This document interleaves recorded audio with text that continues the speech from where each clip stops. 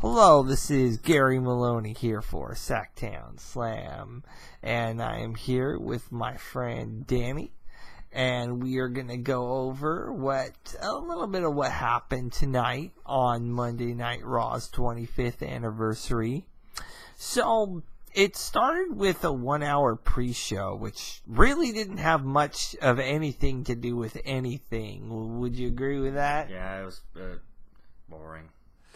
Yeah, and it was just a lot of classic moments that have been shown umpteen times over the last few weeks. So we're just going to skip over that, considering the fact that the only thing relevant was them showing the APA being there. But, yeah, so fast forward to Raw. Yes, they were, as they stated, there from both locations, the Manhattan Center and what was the other place they were at? And the Brooklyn, yeah. They're in Brooklyn. So, one of the things that I found interesting was with The Undertaker. Now, The Undertaker came there and said, well, I've buried so many people and, I've done this and done that. And he said to those people, I say rest in peace. But he didn't announce a match, and he did not say he was, quote-unquote, retiring officially. So, what do you make of that? I don't know, I'm pretty much lost in the confusion. It was just Undertaker. He came out, he said, how he says things as The Undertaker.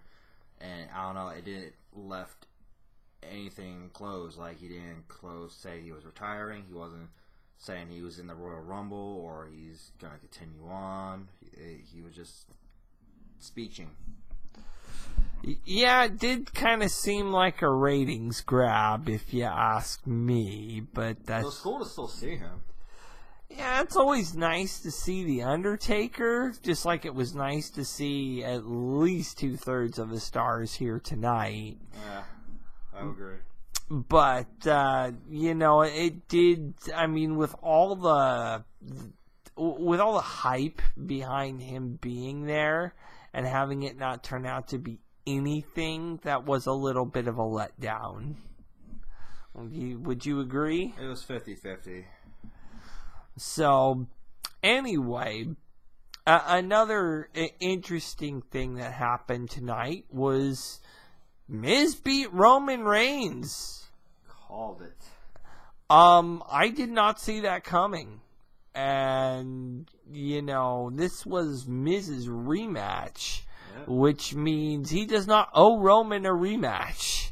So it appears that Roman is headed for the Universal title. So possibly. I don't know. He might start keep on feuding with the Miz. We don't know because nothing really continue on after the Miz won. He just got the title and celebrated and left. So who knows? Roman could go for the Universal title at the Royal Rumble. Or he can keep on feuding with The Miz and try to get the IC champ again. What I'm afraid of is that now that he's dropped the title, he's going to win the Royal Rumble. I fucking hope not. I hope WWE learned their mistake the last time they let Roman win the fucking Rumble. Which, by the way, was in Philadelphia, for those that don't remember 4 years ago. Was it 4 years ago? I thought it was 2. It was 4. No, it was 4. Yeah, you're right. All right. Which, if they pull that stunt again and have Roman come out at number 30, yeah, those... Last year. Yeah. Tom was at 30 and we thought he was going to win it fucking again, but instead he just starts a feud with The Undertaker, and that just made things worse. Yeah, it did. So... that happened, and, Miz has gotten his Intercontinental title back. Yeah.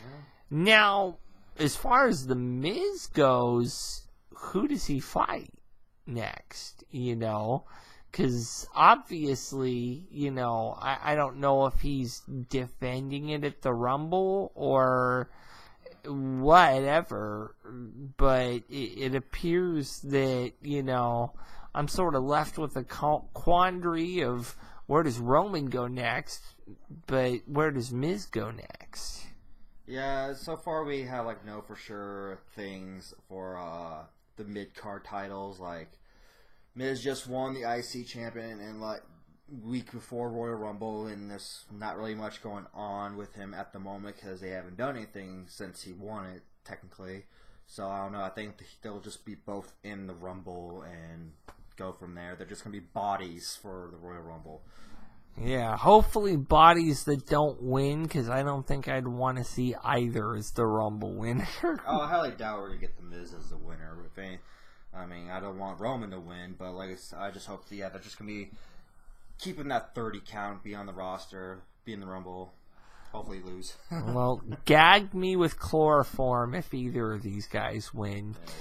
Now, then you had an interesting segment with Chris Jericho and Elias. That was awesome. Elias is walking out to the ring, and he had his guitar.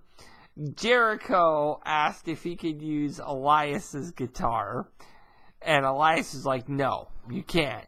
And Jericho, which by the way, he was wearing his Alpha Club shirt. New Japan. I don't know how he got away with that, but hey, you know what? More power to you for, self-advertising. Mm-hmm. But I have to say that, boy, the Jericho and Elias, they definitely know how to work off of each other. That was fun. The way he put him on the list, too, singing him a song, that was great. I honestly thought that was one of the more amusing segments of tonight. Would you agree? I would agree. That was pretty entertaining. Probably one of the most entertaining parts of the show. Now, one of the things that kind of went throughout the show was this poker game that the APA was holding. And different people were showing up throughout different segments of the show. And Heath Slater kept losing more and more money. And his excuse is all, well, you gotta try and let me win it back. I got kids, Yeah, we saw a bunch of other wrestlers. Saw Ted DiBiase, Jeff Hardy, Dudley Boyz, MVP, which surprised me. And then we saw the Oreo, which is basically Dana Brooke, Titus O'Neil, and what's his name? Apollo Crews. I knew it was an A word or something. But part of me wanted to say Ambrose, but he's not here right now. Unfortunately. And they had a couple other peoples in the background, and it was just really funny. It just felt like one of the old APA poker games we usually see back in the Attitude Era. Yeah, Usos were there, and there were some other people. It was interesting, Another interesting segment, which I believe happened shortly after Jericho ran into Elias, was in the ring, and he was talking about how people from Brooklyn had no balls. So what does Cena do? He says, yeah, I do have balls, and he throws 2 beach balls into the damn crowd. WWE just got rid of those damn things. They hate beach balls for some reason. It's ridiculous.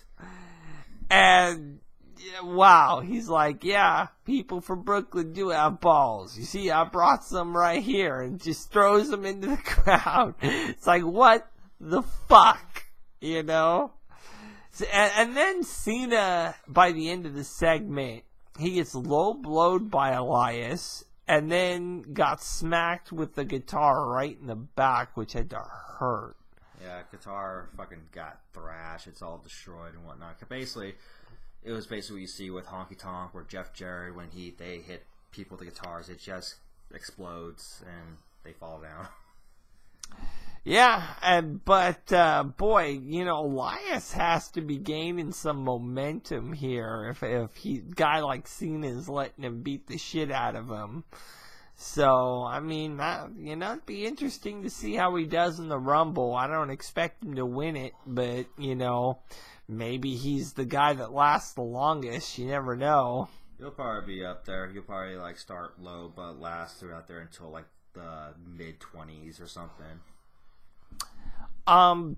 Another interesting thing that happened was that, we saw as another interesting part with the Godfather and Mark Henry. Yep.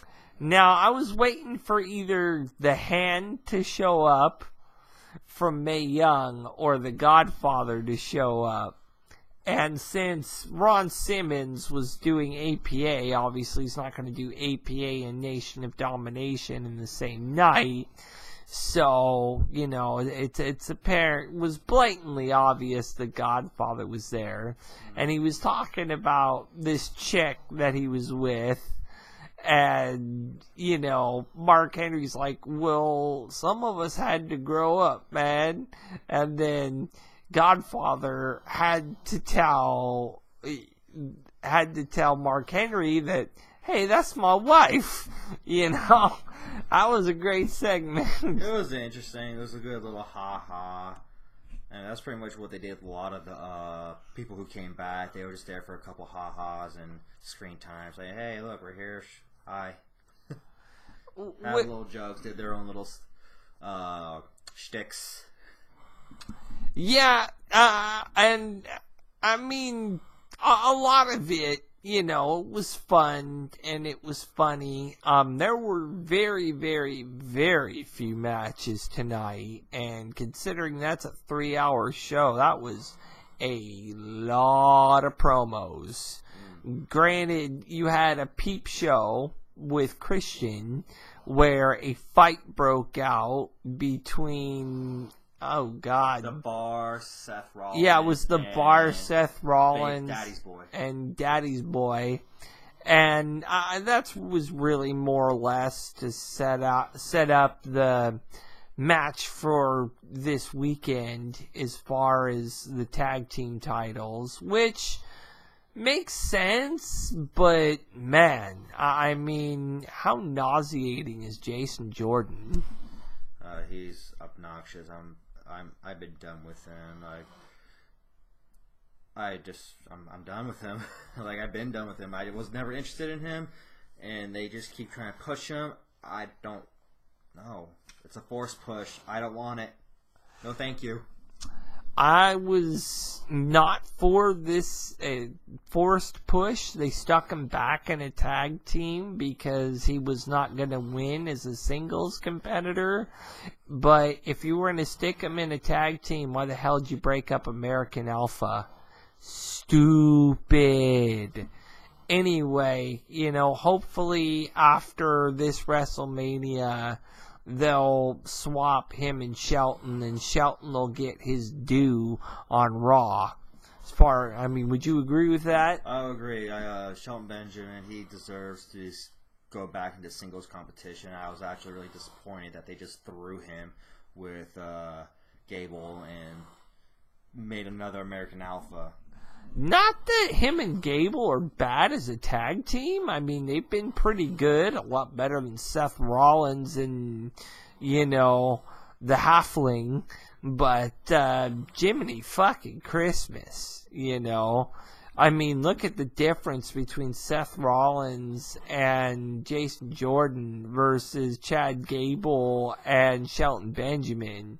I mean, that is leagues and bounds better. One is a good tag team, even though one's been a tag team wrestler the whole time he's been there, and the other has been a singles wrestler as well as a tag team wrestler. He did both. Yeah, so... And if you can hear that in the background, that is my friend Ivan, who was supposed to join us, but unfortunately he passed out on us, and we tried to invite him to join our little shenanigans, but he was like, "No, Ivy needs sleepy." Yeah, and unfortunately that does happen with people like Ivan. And I call him the sleeping buzzsaw for a reason. So, my apologies on this one. Another thing that happened tonight that was actually very intriguing was... look at what happened with DX. DX, that was... a great, incredible thing to have happen. Then all of a sudden, they go for Razor Ramon comes out, and they invite just about everybody they could. Obviously, it would have been Razor Ramon and Kevin Nash. So basically, they would have the click with them. With DX, and... Sean Waltman was there, as well as, Road Dogg and Billy Gunn. And, it was pretty cool, like, when X-Pac came out and everyone was chanting the 1, 2, 3, back when he was the 1, 2, 3 kid. Oh, yeah. The whole crowd was screaming, 1, 2, 3, 1, 2, 3. That was awesome. Yeah, that was nostalgic, to say the least. One of the other things that I thought was really good was that really took me by surprise all of a sudden when they went too sweet, or were going for a too sweet. The Balor Club comes out, and that sort of took me by surprise. It blew my mind. It blew my fucking mind. I'm like, okay, where the hell is this going? And I guess suddenly after that, their opponents came out, which were the people that fucked their cousins all day, all night. You're forgetting the best part. Which was? When the Balor Club came out, and the Balor Club, DX/Click, all too sweet each other. Yeah. Yeah, all of them. Because it looks like they're going to feud and whatnot, then all of a sudden they stuck their hands out and they too sweet each other, and I was like, holy shit. Yeah, that was very, very ingenious. And then that's when the Revival came out and ruined it all. I fuck my cousin. Oh. Yes, that was... But yeah, it looked like they were going to fight each other, and then they too sweeted each other, which was... That's like a moment you want to stick on a plaque, I think that was probably my favorite part of the night right there was DX, Scott Hall, Balor Club, all too sweet each other, and that was the night for me. Yeah, that was a big part of the night. There really were not that many matches. Although there was one match that was kind of messed up, which you had Apollo Crews and Titus O'Neil versus Heath Slater and Rhino, and they're fighting each other. The two teams get out of the ring, and then the Dudley Boys come out. Everybody was hyped for the Dudley Boys, and then poor Heath Slater literally gets fed to the wolves because his own damn partner throw his ass in there. Yeah, traitor. He threw his ass in there and helped the Dudleys get the tables. Yeah, just goes to show that he's more dedicated to ECW than a guy who has kids. Yes, exactly. And then poor Slater got 3D'd right through the table. I mean, man. That has got to be, show him the way right through the table, unfortunately. And then there's the match that happened earlier that was really, it didn't bother me, but I don't know, it felt like unfinished. That was the Bray and Woken match. Yeah, Bray and Woken match had or Bray and Broken Matt. Whoops. Outtakes. Yeah. Bray Wyatt and Awoken Matt. Yeah.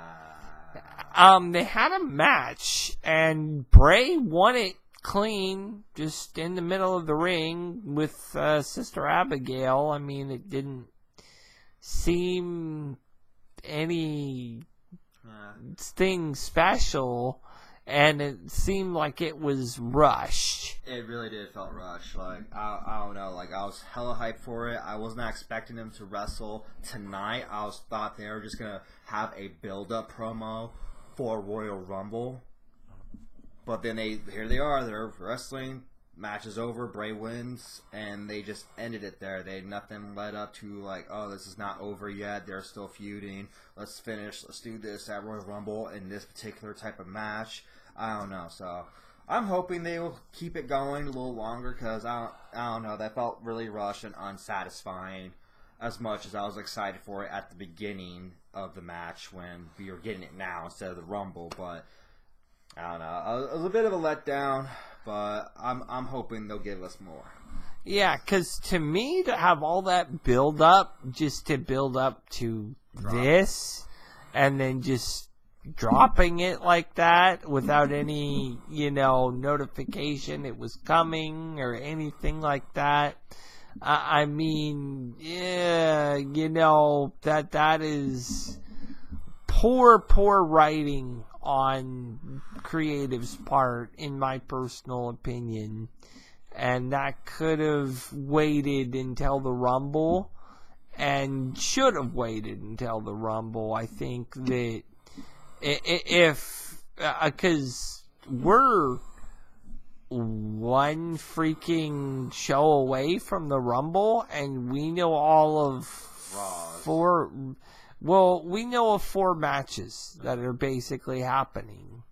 Aside for the Royal Rumble matches. Well, the 2 Royal Rumble matches, AJ's match for the title, Brock's match for the title, the tag title, and the tag titles for both brands. So we got no mid-card title on the line, and we got no women's champions on the line. But more than likely, that's due to the Women's Royal Rumble. Yeah. So that's kind of taking up the time they'd normally give them, and then some.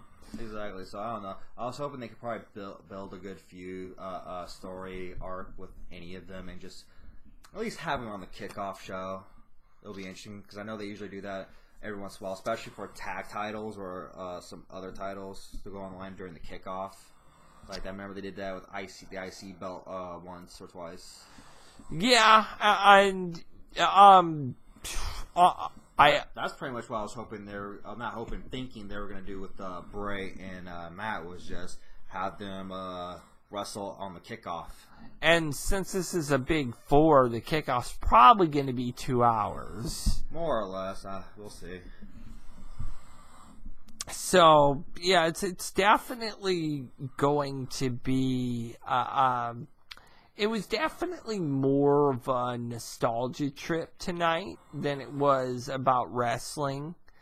And not a whole heck of a lot happened in the way of wrestling matches. But, it was nice to have that one night nostalgia trip. Yeah, it definitely took me back to a lot of fond memories of growing up watching Monday Night Raw from a lot of the eras, like a bit of the golden era, attitude era. That's where mostly everything was for me for wrestling, and then they barely did much of ruthless aggression era, which I was a little bit bummed, but what can you do? It was a fun era. It wasn't my favorite, but it was a fun era. Yeah, I mean, for me, I'm slightly a bit older than you, but, for me, I mean, all the people that, that I had expected to be there were there. I mean, certain people named Ivy thought CM Punk would be there. I'm like, dude, CM Punk is not going to be there. WWE literally put out a thing saying CM Punk wasn't going to be there. What else do you want? You know? I mean, Hulk Hogan also put out a thing saying he wasn't going to be there on Twitter. And it's like, obviously, WWE... Bret Hart couldn't go because he had surgery. Surgeries. Edge was in Ireland. Kevin Nash had just had surgery. Yes. So some of the people were displaced.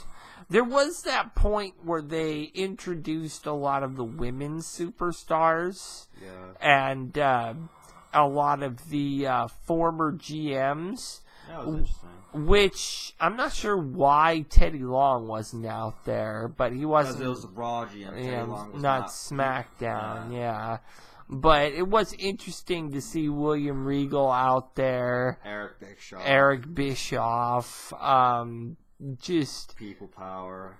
I'm surprised Triple H didn't come out for that, but he was at the other building, which is probably why. Yeah. But, yeah, you know... Again,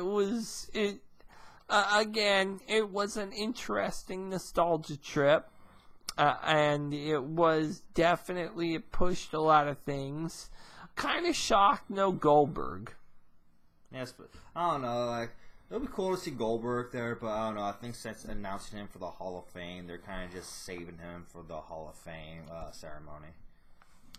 True. I suppose that's true. Because that's basically what they usually do. They announce someone who's in the Hall of Fame, and you really would just not see them until the Hall of Fame.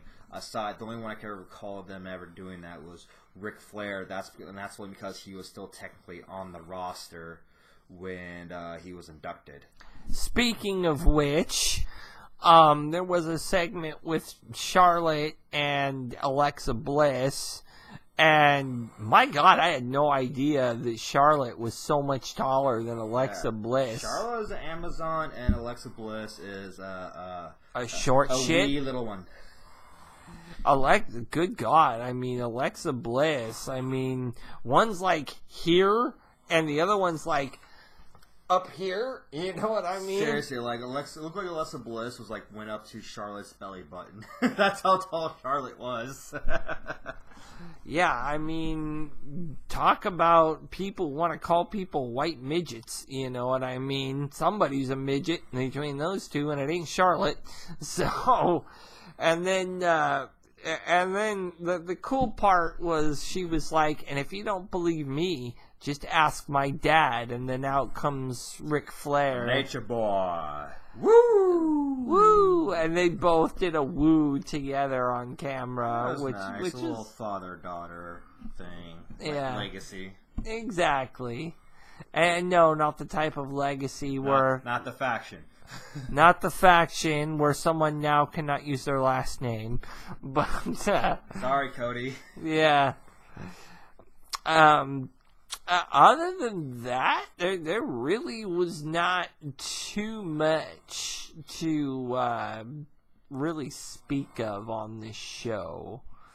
So, I mean, it was very, very formulaic, and for me anyway, there wasn't a whole lot that I didn't already expect. Yeah, it was basically just one big little wrestling party. They brought all the old timers and they had fun. They all were just having fun with it. They didn't really did anything with most of the main story roster and leading up to pay-per-views. They were just all there having a blast and trying to entertain the fans. I don't know. Personally, like I said, I could have been better. Maybe have another match or two, go for one more hour, at least do something more on the kickoff, which they didn't, like as you mentioned earlier on this show. But all in all, I'll probably give this 25th anniversary episode a 7 out of 10. It was good, but it had potential to be better. I mean, I'm usually pretty hard on WWE in this respect, as far as giving a quote-unquote grade. But this was meant, I mean, the problem here was that this is the go-home show. for the Royal Rumble. But this was also Raw's 25th anniversary, which sort of leaves you in a bit of a pickle. Mm-hmm. And in all fairness to the 25th anniversary, I don't have a problem with them being nostalgic. But in respect to the Rumble, they did not really have too many matches or anything about the Rumble, though a lot of people might have felt like, well, that story got told last week, especially with Braun tipping over a fucking 18-wheeler. Braun's a unrealistic beast, and I'm sold on it. Speaking of which, at the end of the show, Braun, Kane, and Brock all came out, and poor Brock, my ass. Poor Brock. Brock gets slammed through a damn announce table, He and just got thrown like a rag doll through the whole fucking arena, and they had this big ass. They had the whole roster and all the classic wrestlers all out there, and they didn't do shit. Yeah. They just cleared the way. They try to do stuff like they built a human wall between Kane and Braun. Then once Brock came out, they all just fucked off. Because they know what's gonna happen. I guess they just didn't want to get involved, and then Braun just like destroyed everything he saw. Oh, Brock don't give a shit about anybody. So, and I think a lot of the classic guys know that. So, well, for the most part, though, as far as a grade, I would also probably give this a 7, just because this was supposed to be nostalgic and not a setup for anything. But, I mean, part of me is almost verging on a 6, just because they needed to build more. And there's a lot going around right now about Enzo supposedly, quote-unquote, raping someone, which could cost him his job and his title. So where the hell do we go with the cruiserweights now?